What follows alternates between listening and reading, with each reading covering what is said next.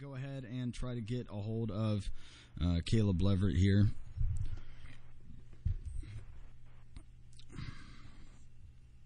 Calling. Caleb, are you there? I'm here. All right, and I believe, let's see, we got Ben. Ben, is that you? Hello. Hey, thanks for joining us, man. We've also got Caleb Leverett online. He turned me on to your video, your little mini documentary you made there, and great stuff, man. We were both really touched by your story. Well, hi, Caleb, and thanks for doing the Connect. Ben Vonderheide, it is an absolute pleasure to talk to you, good sir. Hey, I appreciate you guys inviting me onto your action. Yeah, no problem. Before we kind of dive into your backstory, how have things developed anyway? Have you made any leeway? Have you got any ground in the fight for equal rights to your son? Well, certainly, I would say that is the ultimate testament, as your listeners would appreciate more than most. I'm still here. Excellent. Yeah, no. Yeah, so that Ben, just real quick, how old is your son now? That's to the chagrin of many. My son just recently turned 15, and the quick answer to your question is after years of, and we have not spoken before, so you're digging right into it. I don't talk a lot about these particular things now, but after years of starting off with nothing and losing with lawyers, I fired the lawyers, represented myself dozens of times, over 100 times, I'm sure, in all the different courts, legal, criminal, rather, civil, and custody, and inevitably got 50-50 shared custody of my son. Unfortunately, as I'm sure many of your listeners are aware of, I've experienced, he's subjected to parental alienation syndrome, and by the time I guess 8 years it took to get him, he was poisoned, and I don't have any contact with him that would be worth discussing. Oh my God! Sir. I was not aware of that.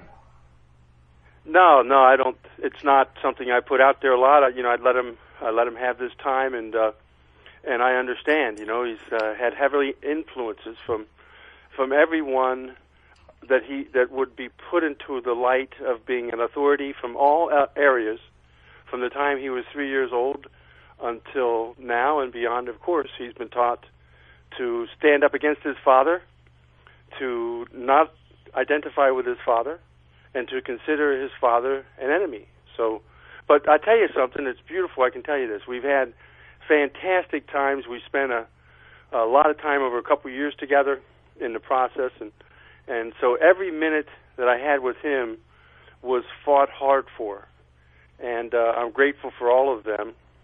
And he's just a great kid. I do get to go and watch him play baseball when he's doing that, and he's just a great kid, a real star, and a fine young man. Okay, so this started. You said like when he was 3 years old. You and his mom. Yeah. So what we can do is we can do whatever is necessary to assure that when my son gets older and has a child or children, that he may have a chance to be there for him. And what I can try to do is the best I can to make sure that others don't end up at that spot. And based on the experience of going through the perfect storm, and as I said, still standing at least. And in answer to your first question, which is a very important question, we've made major impact in a number of ways. Of course, to find anyone in the system to admit it, would you be a little hard pressed? But certainly, just even on the surface, if you look at the story we did recently where we busted a local judge, and I personally followed that judge and investigated her over a 5-year period of time. Now, we only ended up getting her for the least of her offenses, which was fixing her parking tickets, but that warranted 9 felony charges against her. Wow. Of course, she got a sweet Wow. but she made front page news, and everyone in the circle around here knows that we broke that story, and that's that's why people called us to break it, because others wouldn't break it. Well, I think that I think you're more aligned with Caleb. I only have one daughter as well. Caleb has 4. And as far as dealing with lawyers and all that stuff, me personally, I didn't get married and consciously have a kid to not think that I wouldn't be with her every day. And some people call that arrogant or unrealistic, and a bunch of different things in between. So we hear that, and it's like, I have my daughter 60% of the time right now, and I'm still fighting for more, just because her mother's not in the best of situations as far as what I would have for her growing up. When she's with me, it's just me and her, and we have that time. So it's something that's near and dear to me. But I believe, as far as your struggles, you and Caleb would be more aligned in that. And first off, I really just got to say, your resilience of really holding the municipality's feet to the fire, as we saw in your video, was first rate, man. It really was. Thank it was you not letting up gave a lot of hope to, I hope, a lot of people, ourselves included. We like to flip the script on them, and also, in further answer to your question, I was just talking to one of the clients I'm working with today, and we found out a couple of things, and I won't identify where or who exactly, but his wife had gone in to try to file a counter PFA against him. And at the end of the process, where she was done lying, basically, she pulled out my card and handed it to the PFA people and said, "This is what I'm up against, Daddy Justice." And they said, after they huddled up and did a powwow, they came back and they said, "We would strongly suggest you not file a PFA because this could blow up in your face." Shortly thereafter, her lawyer found out, and her lawyer fired her and refuses to represent her, saying that because she lied to her, she can't represent her. Well, I've never heard of a lawyer having a problem with that in custody. So I thought that was quite humorous. Right. But those are the kind of things we've got. Now, what we've done, myself and some people that are on the surface and others that aren't in this process, but primarily, as you can see, I'm mostly on my own out there. What we do is, what I'd like to do is, we take it personally to the individuals. I'm not going against the system. I'm going against individuals. So we go and we target the worst example of an anti-father bigot that we can find in each area. In the judges, there's going to be one in every town that is known to be the guy. He has ruined more families than anybody in the history of that town. He's sent men to suicide and to jail for decades. And he's going to be the superstar of that local area in the field of custody and domestic relations and domestic violence. So you go after that guy, and you use embarrassment and ridicule, and you nail him personally. Like, for instance, I put a sign together that said, "Hummer hates Dad." Right, yeah, we and saw that it there. sign was about 18 feet long and 9 feet wide at the back, and we drove that to his church on Sunday. Wow. And we drove it to his grandson's football Caleb, game. that's hardcore, ain't it? And we drove around his grandson's football game, and people were coming up and giving me money for gas to keep driving around because they said he was such a pompous jerk sitting there, and they had to watch him be a pompous jerk when he'd stolen their children. Now, what I'm getting to is, by the time we were said and done, and Wayne Hummer was that judge in this town, when he was at his retirement party at the Hamilton Club, of course the most prestigious club, he ducked out the back servants' quarters and hid and ran across the street with sheriff's deputies when we were out front to hide from the cameras. So now Wayne Hummer is considered a disgrace in this town because there's no denying that he discriminated against fathers. And when we started, no one would admit it or even recognize it when we said it. But now it's known. So what we've done with that is we know that the next judges realize that there's not a good future in continuing this discrimination. So then you pick out the number one lawyer in the area of the false accusations, which is PFAs in the state. God, and you that's nail hard him. to find number one. Now, in our particular case, I found this guy out with a girl, a 14-year-old girl, at dinner. And so, it doesn't have to be about the case that you're on. We put a video up about him being out on a date with a 14-year-old, and he's 60. Wow. So that's enough. And then when you see him in the hallway of the courthouse, you can always say, "Hey, Michael, you dating any 14-year-olds lately?" And you make sure you say that in front of his clients, of course. Good Lord. And, wow. So what you have to do is go, in my opinion, is go after them personally. It has to cost them something for violating the law, and you can't do much, in my experience, in the courts themselves, because that's their field and their sphere of complete control and influence. Caleb, does Ben know about your? I don't know how much you guys have talked at all or anything, but does Ben know about your current situation? Ben, I sent you the link. I don't know if you had a chance to watch my video or not. Have you? I believe I watched. I got to tell you, man, I get so much of that stuff, and man, I got a wash in it. But I believe we spoke a little bit about your case, and I know it sounds like you're going through the same stuff I did. Well, the thing that I gained from all of this, and me and Caleb are personal friends, Ben, and so we keep up with each other and what's going on in our kids' lives, and friends and everything else in between.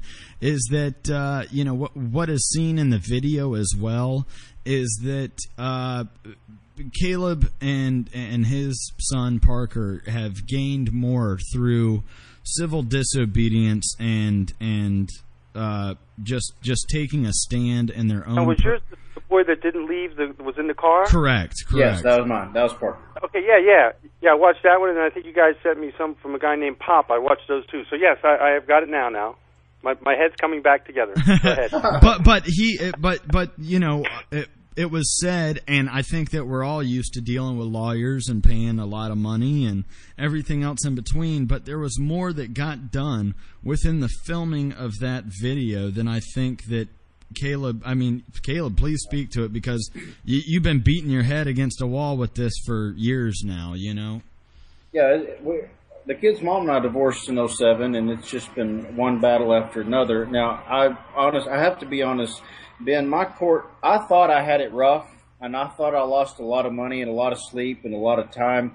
Brother, I pale in comparison to what I've seen in that 20-minute video that you beautifully put together, but it's been a long struggle, just constant day after day, year after year.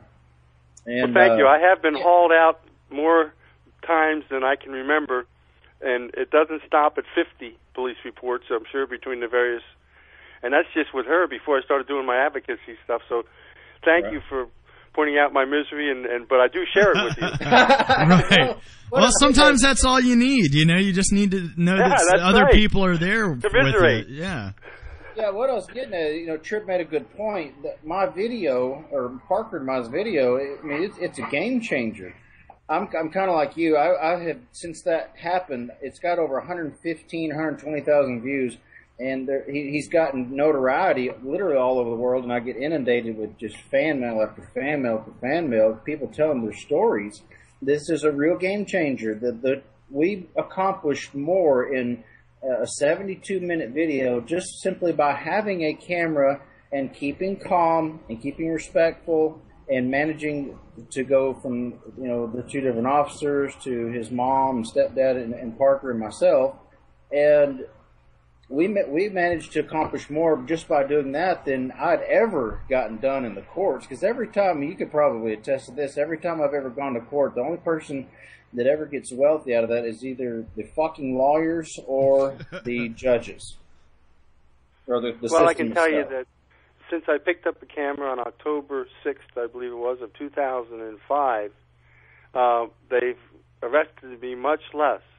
And I can tell you also that of course, my ex-lady friend, Wendy, is the only woman in the history of America who's ever been convicted of perjury in a custody court.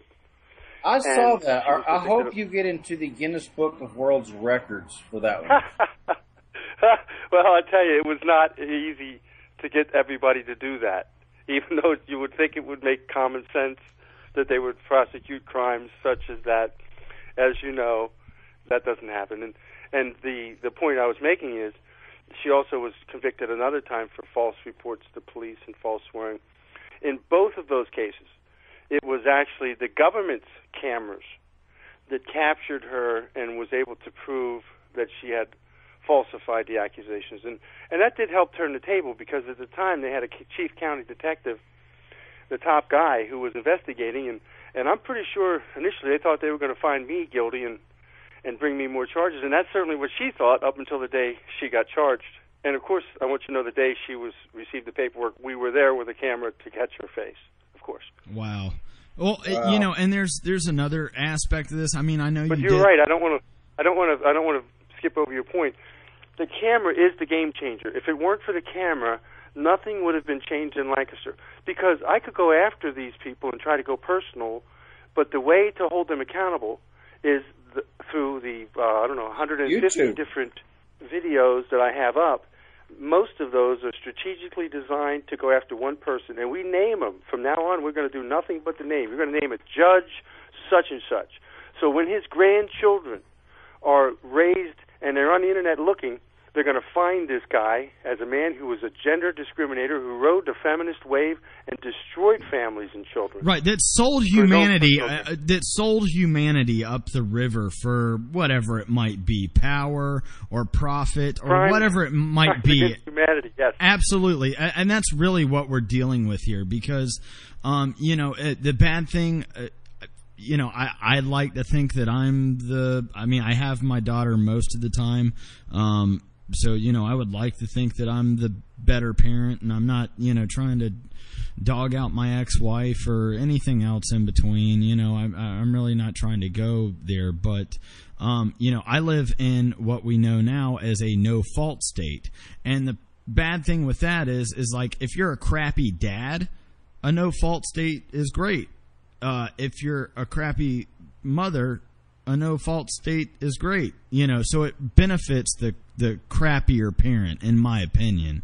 So, a child could be stuck in a very terrible situation with either their mother or their father. However, the way the no-fault law is that it benefits the crappier parent. I happen to be on the opposite end of all of it. So it's like, I'm a dad, and I believe that I'm the better parent. So, some things work against me. I think that I should be able to have my daughter more, and I don't. But it varies state to state. So, I'm not talking a complete reform, but we should really, you're right in saying that we should really look at the individuals and the players in this game and who stands to benefit, because we know who loses. The kids lose and the parents lose, and the court system wins. In my opinion, it's very simple. The government has no business in any of this. Sure. And the courts have no business in any of this. What they've done is they've separated us out and made us a separate class of people, where all of a sudden, because we've entered into the divorce and custody court, things which will not be held against our neighbors. Nobody's coming into their house and taking their children for the things that can be held against us in custody court. So they've created a new class of people, and they can now hold something against you might have done 10 years ago. Or 15 years ago. They can bring it back up, and they can say this, or they can hold against you that you were in the military and special forces training, or they can hold against you anything. And until and if they go into every house in America and say, we're going to hold these against you. Here's one example here in Pennsylvania. If you smoke cigarettes, which I don't happen to smoke them anymore, since I was 15 and they ran up to 65 cents a pack, I quit. That's how old I am. But anyway, if you smoke cigarettes in Pennsylvania, you can lose custody of your children if you're in custody court. But you know what? Every other person in this state, they don't infringe on that. If you want to poison your kids with cigarettes, that's just the way it is. They got to deal with it. So why is it that we have a separate set of laws, and that now a judge gets to enter into our lives and have to do with what we might look on the internet, what church we go to, what kind of music we might like. That last song you played would not go well on Family Business Court. Right. I happen to have a friend who's in that band, and he's going through some rare liver disease. So I told him that's not usually the music I play on the station, but that's his band. Well, I love it because I thought it actually sounded like somebody who was going through Family Business Court. Right? Yeah, it's just a bunch of men pulling their hair out. Dougie was in a vice, and somebody was squeezing it very hard. Robble. And that's how they are in family court. I thought, man, that sounds just like I felt when I was in family court. Pretty much. Hey, Ben, I've got another, not just a question, but an observation. You said you picked up your camera for the first time, what did you say, October of 2006? October 6th, 2005, I believe that 2005. Okay, if I'm not mistaken, YouTube was around, but it wasn't very big at the time. It certainly wasn't what it is now. Brother, what you have done and what you have managed to accomplish, in my opinion, you almost seem you are a pioneer of this revolutionary act of recording and changing the game by exposing people. I don't know anybody else. Every YouTube video I've ever watched, the oldest one I've ever seen was uploaded in 2006. I've not seen any older than that. The plan was not, the plan was well, I'd seen my private detective buddy and then my investigative reporter put the cameras on the cops. I didn't think of that. That was a great idea. I liked it. And the other thing, at the same time, simultaneously, I figured it looked like I was going to jail. At the time, I was facing kidnapping charges for kidnapping my son. I was on I had all, just piled up. In fact, in the last 11 plus years, I think there was 3 or 4 months in 2010 when I wasn't in some kind of court function or facing some kind of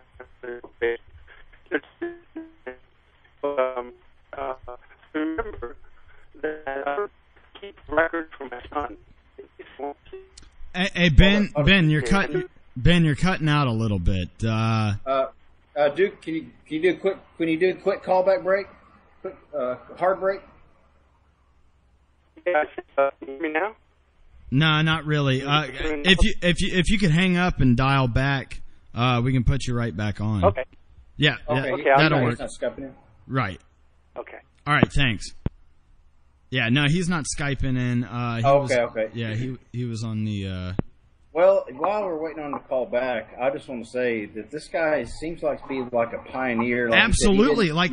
We watched that video, and I was like, dude, I used to have that same camera. The one that he's filming. This is old school stuff. It's like 04, 05, it was digitally, it was digitally crossed over into that, into a digital platform. I mean, that was like when you still had to shove the little tapes inside of the camcorders. This guy is a Peaceful Streets Project icon. we need to get this guy hooked up with Antonio Beeler. Right. All right. I think we got Ben back. Ben, are you there? Ben. Yeah, so what I was saying is that much better. I had decided that I wanted to also make record of what was really happening, not only to me, because it seems so un-American, but also for my son to have something that could eventually get into his hands if I didn't make it through the whole process. Sure. If I ended up in jail or even, didn't make it through, because it got pretty hairy. And yeah, in answer to your other question, I mean, now there are a lot of people filming police across the country. The Supreme Court has ruled that it's okay to film an officer at any time they're on duty. But that was not the case when I started this. They were really sure. As a matter of fact, if you watch that 20-minute piece we have of all the people telling me I couldn't film them, and then they get together and they'd have these little powwows and they say, now say to him, you do not have my permission to audio record my voice. And then they tried to get me arrested by the Attorney General. It was, it goes on and on, but the point being that they were all very sure that I could not film them in public. Well, which I found to be very I'm glad you brought that up, and if you don't mind me asking, I use that all the time because I record a lot in public, and I've referred to that actual Supreme Court case. Like I always say, even a broken clock is right twice a day. I think the Supreme Court made an excellent decision in that. I'm not a big fan of the Supreme Court or government in general because I'm an anarchist. But what year was that? Had you begun recording before that ruling was made? What year was that the Supreme Court made that? We were recording for years before I think anybody ruled on that. You know, at first what my contention was, and was legitimate, was that I was recording for my own protection. So I had looked up and at least had some law, I think at the time, that said I had a right to record for my own protection. Okay. And that I was in public. And then what I would tell them, you know, I read the wiretapping law, and it had the word surreptitious in it. So I told them, I said, there's nothing surreptitious. And see, people will often say to me, Ben, why don't you get a little secret camera and all that? Well, because they'll put me in jail. Yeah. You know, for wiretapping. Absolutely. So what I make sure of is that I got, you know, a small camera, so it's portable for the purposes that I use it, and high impact, you know, type camera, but big enough that nobody's going to deny that it's a camera. To the point where so it's been this cat and mouse thing too. You know, at one point in time, back around, I don't know, 2009 or so, maybe. It's hard to remember exactly, but they came up with this new strategy through the lawyers of the police departments, and 2 or 3 of them do it at once. That's how you know that they got together on it. And they started saying, let me see your camera. I have to make sure there's not a gun in that. Yeah, no, we've seen that at different protests. You know, some of our other friends' protest videos we've seen where they're like, you know, wanting to confiscate the camera and whatnot. And you know, these are well, yeah, go for it. Here's the answer to that. We showed up at a hearing at the district justice office because my buddy, the investigative reporter, he filed criminal charges against the cops for harassment on one of these things, and we had him on camera saying we want to make sure there's not a gun in there. So what I did was I waited outside the hearing building, the DJ's office, and when the cop came out, I put the camera on him, and I said, hey, detective, can you tell the difference between a camera and a gun? If not, are the citizens safe with you having a badge and a gun? And now he got all torqued off, and he runs back in. He tries to get the DJ to tell me I can't film the DJ, and I go in the DJ's office. The DJ wants nothing to do with it. He runs back in the back, and so I dogged him for like a minute until he ran and got in his car and ran away. I'm like, what kind of a detective are you if you can't tell the difference between the gun and the camera? Look here, this is camera on your belt there. That gun. See? Now, how do they answer that? Come on. Well, that's just it. They can't. That is the new technology. That's the new era that we're in that is so beautiful, that is changing lives. It is real, and I would say for much more so for the better, because the cameras don't lie. Especially, I'm a big fan of uploading completely unedited footage. Sometimes, like in my video, is 72 minutes long. You know, I got some complaints at first that it was, you know, too long, but then once it really started catching on, they're like, hey, that camera's not lying. There's no editing whatsoever. I mean, the guy, he was filming as is. He was perfectly legal to do so. He's in his own vehicle. He was sitting in a public street.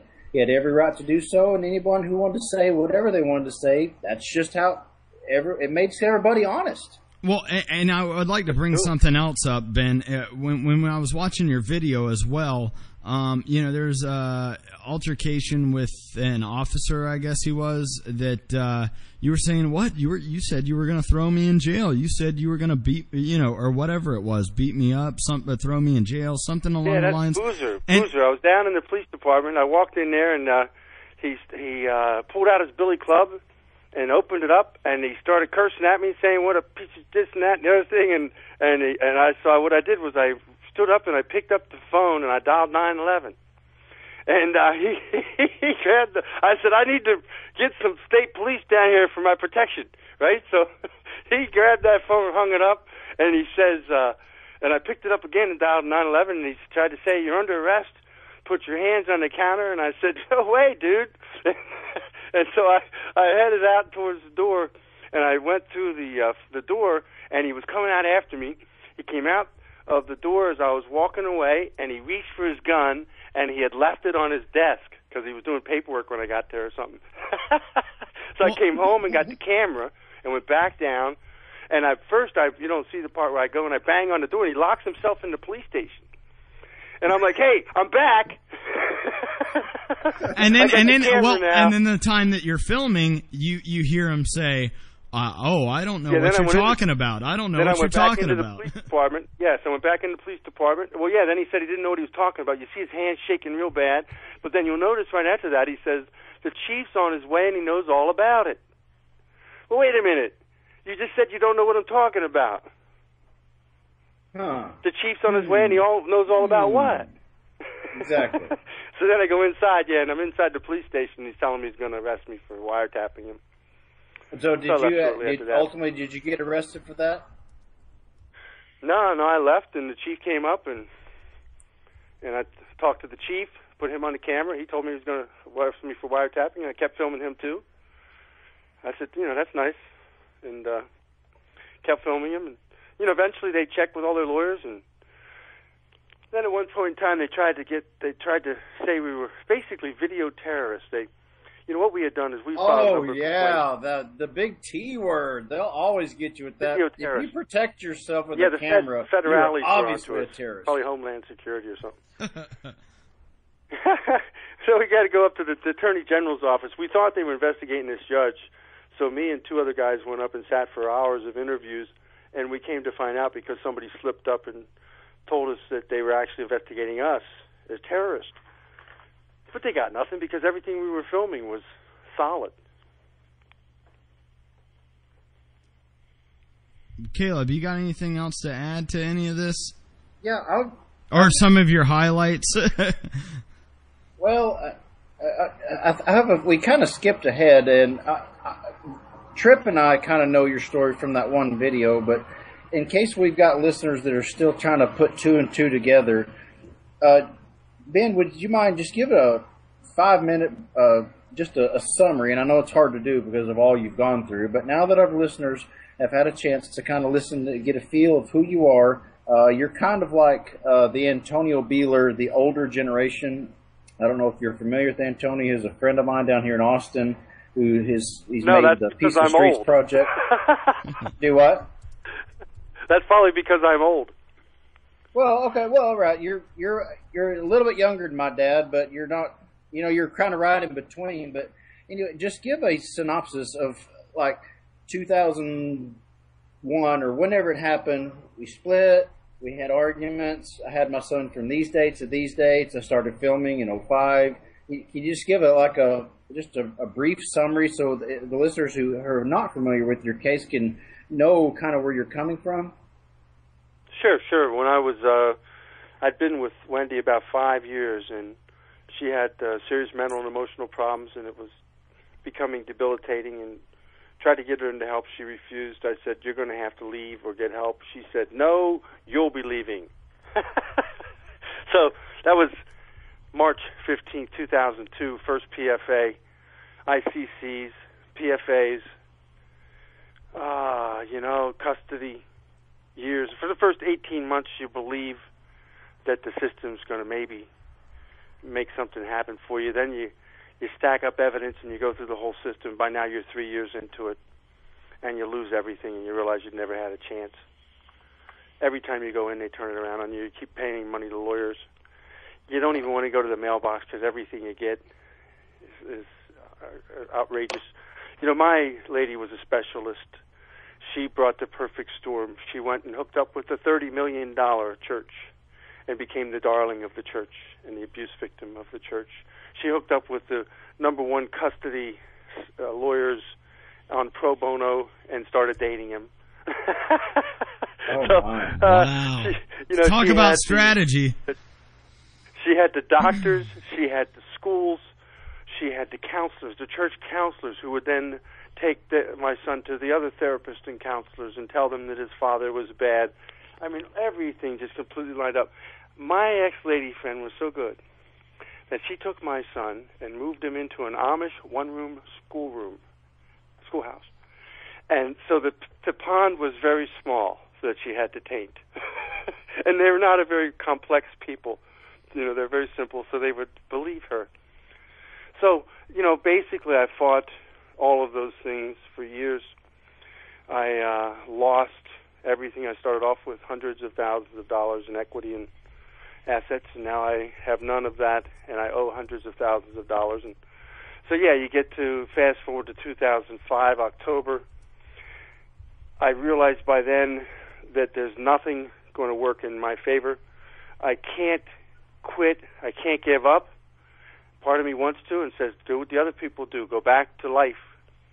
But I couldn't do it, and but it didn't appear as though I was going to be victorious either. Of course, I recognize that just because you're not going to lose or you're not going to win doesn't mean you stop fighting. So at that point in time, I picked up the camera. I began to turn it on the players and expose them and put together small little pieces and put them up on YouTube at some point in time. At first, I just gathered the film. And then some point down the road, probably down a year or two, a couple years down the road, maybe 3 or 4 years, I don't even remember anymore. We put something up because it was very, very pertinent to the moment, and it had impact, had political impact. You know, along the way, what I started off in Lancaster, and I did the rounds here. Then I went to Harrisburg, Pennsylvania, to the Capitol, and again I was surrounded by police and threatened. And had to point the camera at them and tell them that this is the House of Representatives and this is the Senate. And of course, they tell you that you're not a member of the media, but I got through all that, and I made it through, and I ended up getting a proclamation passed, Father's Proclamation in Pennsylvania, and getting people aware that we're on them up there and we're going to expose them down the road. It may be 20 years, but they're going to be shown for what they are. And from there, I went to Washington D.C. and ended up down at the Violence Against Women's Act hearings at the Senate, and was attacked by a lawyer from the ex-chief counsel from the Department of Justice Office for Violence Against Women, currently a lawyer for the National Organization of Women Legal Defense Fund. And she attacked me and physically attacked me. And again, they were going to arrest me, but I had to film. And I came back down a couple of months later and forced them to open and to carry out a real investigation, and they charged her, and she pled out guilty on that, and so we've got attention down there. I'd like to think certainly they know they know who we are and what we're doing, and they know that we're not playing by the same rules. No violence, nothing destructive, but we come after them personally. So at this point in time, I'm working on two things: on a documentary that'll capture, for the first time ever, what's happening to men in America, and that we've been filming on since 2005. And at the same point in time, we're putting together a proposed reality TV series where we'll follow these cases and watch what happens to men, but also we'll begin to expose these things in all different areas of the United States. So inevitably, the people carrying out these actions against men without any concern for being accountable will begin to wonder, is Daddy Justice camera going to be in my town next week? Will I be on TV shown lying, putting men in jail and driving them to suicide, shown stealing children from good fathers and giving them to sick, twisted mothers? And that's where I'm at. Well, Ben, this is kind of what we do, man. We really cut our teeth on this kind of stuff, starting chapters of Daddy Justice or Peaceful Streets Project or many different avenues that people like me and Caleb are involved in.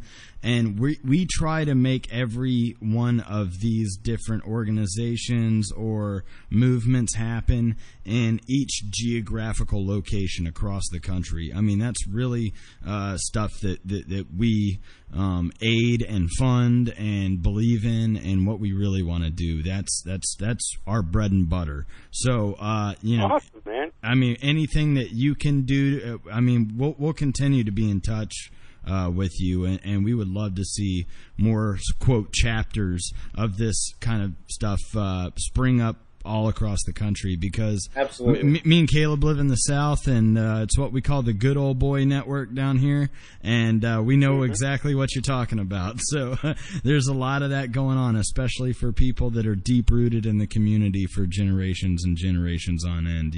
you find hey a lot. Tripp, how much time do we have? We've got about 10 more minutes left. Okay, I believe that we have found a formula that will break the hold of this system,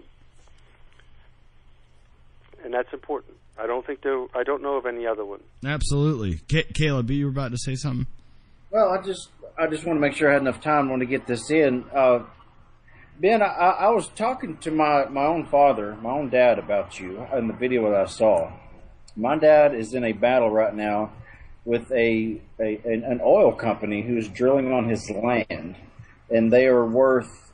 They just got bought out for $4.3 billion. That's billion with a B. And he is one of the very few that have actually stood up to these gas holes and said, enough is enough. There's not a written agreement. They don't quite go. I mean, they're very bold. Don't get me wrong. The way I described you to my own dad, I said, Dad, this guy, Ben Vonderheide, he is the perfect blend of you and me. I am an activist on the liberty side, and in particular, not just fathers' rights, but good parents' rights. Because, I mean, there's such thing as douchebag dads. There really, really are. I get it. I understand that. This isn't a gender thing. This is a good versus bad parent thing. I just wanted to let you know personally, from the bottom of my heart, how much I admire you. Like I said, you're not quite my dad's age, but you're significantly older than I am. You've got what I like to refer to as titanium balls. You have put it all out on the line, and your kind of media, your kind of videos are what I crave, and I will continue to follow your stuff. And like Tripp was saying, we grow a network here. We feed off of each other. Tripp finds something awesome, he sends it over to me. We toss it back and forth. We found Antonio Beeler of Peaceful Streets, and I'd love for you to check him out because you're right in line with not exactly the topic, but in general, filming in general. Holding people accountable. Holding people accountable.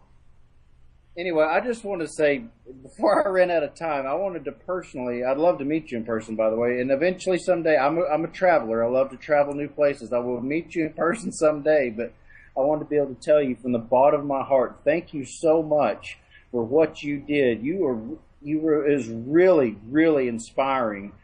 Just, I mean, and honestly, in that one video of yours that I saw, the one that just like really pulled at my heartstrings was the one that looked like you had some kind of night vision camera or something. Yeah, Your eyes are kind of white. It looked like you were 3 a.m. Yeah, and it's like we can't sleep. You had no idea. Right, you had no idea where your son was, and it. Dude, who doesn't go through that, man? I mean, and people like me and Caleb, we've got our own places. Me, I've got a house. When my daughter's not here, man, and it's only for 5 days at a time sometimes before I get her back. It's only for like 5 to 6 days at a time.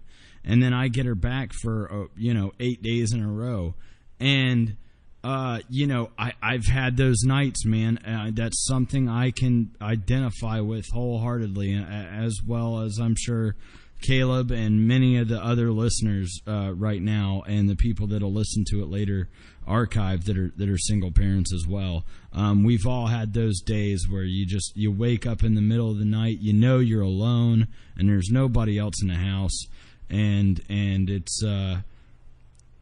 It's hard hitting, man. It's just hard hitting, and it's something that I hope a lot of people that can identify with. Going back to my earlier point, just saying that, you know what? Sometimes we might not have all the answers, but it does a lot of good and a lot of good work knowing that there's other people out there, and you've personified it great in that video. Okay, in the last 5 minutes that we've got, Ben, I want to give you the final words. Tell people about this documentary, this potential reality show, how they can contact you, how they can donate to your fund or invest. Just, you've got the floor for 5 minutes. Just let it all out, brother. Well, first, I want to thank you guys for letting me get on this show. Many times I felt like a guy who's deep behind enemy lines. I don't I don't do a lot of social networking. I don't try to keep in touch with people because, quite frankly, I've been trying to figure out what works and what doesn't. And as you guys have stated before, you mentioned something to this regard. You got to find the right kind of people to be with you. In this kind of action, when you're out there, especially with what the kind of things I've done, because I never saw anybody doing before. I would say we go right to the edge of the law. We do not break the law. But if you got the wrong guy with you, you can end up getting clubbed, beaten, or breaking the law, getting in a lot of trouble real quick. I mean, and as you guys know, knowing your rights is very good. Standing up and asserting your rights is very good. But it's also good to live to be able to stand up and assert your rights tomorrow. Mm-hmm. So if you stand up and assert your rights, if you're me. I mean, some people are willing to get clubbed over the head, beaten, and shot. I'm 54 years old. I don't want any of that stuff. Other people are willing and want to go to jail and make themselves, I try to stay out of jail as much as I can and not get beat up. Preferably, I want the other guys to get beat up, visually, by impacting their reputation and exposing them for what they are. So back to what I was saying. Thank you guys for having me on your show. It's great to know that there are other people who appreciate what I'm trying to say and what I'm exposing, because I tell you what baffles me sometimes is I'm not a filmmaker. I don't know, and you talked about that night vision stuff. That's a result of not knowing how to push the right buttons on the camera. I mean, I don't know how that happened, and I don't know. I have this $5,000 camera. I know about 3 buttons on that camera. And that's just, I wonder, why all these filmmakers and these cameramen and producers who went through what we're going through, none of them picked up a camera. I don't know why. I guess because they thought they would lose their children. The difference with me was, by 2005 in October, I knew I was going to lose, and there was nothing I could do to make it different. So as long as I was going to lose, I got nothing else to lose. I'm going to lose I figured I'd lose all the money eventually and everything I had. And I figured I probably wouldn't see my son because they were going to take him. And, as much as I'd done different than everybody else, the forces were just too overwhelming to actually win. At that time, at least for me. But, we all go through what we have to in life, I expect. And when I visualize myself like the old sea captain on the movie Jaws, just scratching my fingers on the chalkboard. And, the only real experience that he had that made him what he was was on the Indianapolis when it sank, and he lived through the shark attack that ate all his friends. Wow. And I feel like that. Somehow I made it through, if you remember the movie Jaws. Yeah. Yeah. Hey Ben, so we're up against the clock. I have one more offering I'd like to make to you. I'm from Odessa, Texas, which is in West Texas, but I've got a lot of friends here in Austin, and I've mentioned my friend Antonio Beeler several times. I've got a house that I'm renting on the weekend of August the 17th for the Peaceful Streets Project Police Accountability Summit. This is the second annual. I've got 4 bedrooms, brother. If you've got the means to fly to Austin, Texas for that weekend, I will open up my home, my temporary home, my rented home, to you personally. You have a place to stay. That's the best. I wish I could afford to buy your plane ticket, but you have a place to stay. If you can possibly make it down here, I would love to visit with you. I've got a jillion friends down here would love to meet you and hear your story. Hey, I'd like to do that. I do know that I'm representing myself before the Superior Court of Pennsylvania on August the 20th. So I may be pretty close to getting ready for that, but I'd love to see if I could break loose for a minute. And hey, I got some people that I'm working. I got some clients now that are actually paying me. So if I come up with some money, I'd love to come down and meet you guys. Excellent, man. Get away. Hey, Ben, we'll keep in contact with you through the social media deal, and thank you for taking the time, because this is an issue that's very, very, very dear to me and Caleb, and I really appreciate you taking the time and telling your story and getting out there with it. Hey, you're good men. God bless. Peace out. All right, thanks, man. Thank you. All right, Caleb. Yeah, we're backed up against the clock, man. But go, brother. Hey, we're gonna keep in contact with that guy. Send the kids our love. You guys have a great time, and we'll talk soon, man. All right, take care.